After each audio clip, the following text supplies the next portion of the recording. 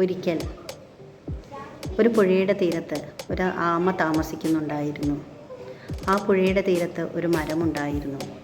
ആ മരത്തിലേക്ക് ഒരു ദിവസം ഒരമ്മക്കിളി പറന്നു വന്ന് കൂടുണ്ടാക്കാൻ ആരംഭിച്ചു. ഒപ്പം അച്ഛൻ കിളിയും സഹായത്തിനായി എത്തി. ആമ ഇതെല്ലാം നോക്കിക്കൊണ്ടേയിരുന്നു. അവസാനം കൂടുണ്ടാക്കി കഴിഞ്ഞപ്പോൾ അമ്മക്കിളിയും അച്ഛൻ കിളിയും 2 കുഞ്ഞിക്കിളികളുമായി കൂട്ടിലേക്ക് താമസത്തിനായി എത്തി. ആമയുമായി അമ്മക്കിളി ചങ്ങാത്തത്തിലായി. ആമ അമ്മക്കിളിയോട് ചോദിച്ചു, നിങ്ങളുടെ കൂടുണ്ടാക്കാൻ എന്തൊരു ബുദ്ധിമുട്ടാണ്. ഉണ്ടാക്കി കഴിഞ്ഞാലോ ഒരു ഭംഗിയുമില്ലാതെ കാണാൻ. മഴയും വെയിലും ഏൽക്കുകയും ചെയ്യും. വീണ്ടും അമ്മ പറഞ്ഞു, എന്നെ നോക്കൂ, എനിക്ക് കൂടുണ്ടാക്കേണ്ട ആവശ്യമേ ഇല്ല. എൻ്റെ തോടാണ് എൻ്റെ കൂട്. എനിക്ക് ആവശ്യം വരുമ്പോൾ അതിനുള്ളിലേക്ക് ചുരുങ്ങിയാൽ മതി. അമ്മക്കിളി ഇതെല്ലാം കേട്ടതിന് ശേഷം മറുപടിയായി പറഞ്ഞു, ശരിയാണ്, ഞങ്ങളുടെ കൂട് കാണാൻ ഭംഗിയില്ല. ഒരുപാട് ബുദ്ധിമുട്ടുണ്ട് അതുണ്ടാക്കാൻ.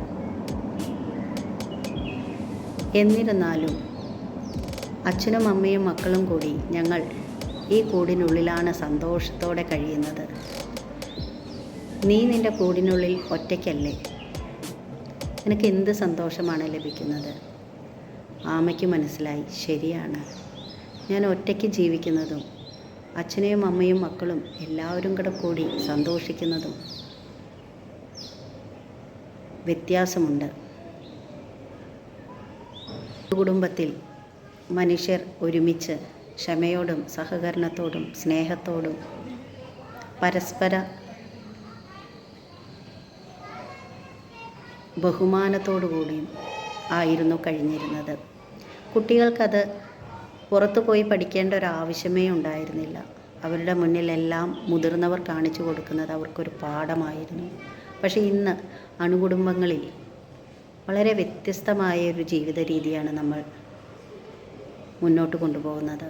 അതാണിന്ന് കുട്ടികളെല്ലാവരും അവരുടേതായ ലോകം തേടി കുടുംബങ്ങളെ വിട്ട് പുറത്തേക്ക് പോകുന്നത്. കുഞ്ഞുങ്ങൾ നശിച്ചുകൊണ്ടിരിക്കുകയാണ്. നമ്മുടെ വീട്ടിലുണ്ടായിരുന്ന മുതിർന്നവർ അവരെപ്പോഴും കുട്ടികൾക്കൊരാശ്വാസമായിരുന്നു. ഒരു സുരക്ഷിതത്വ ബോധം അവർക്ക് നൽകിയിരുന്നു.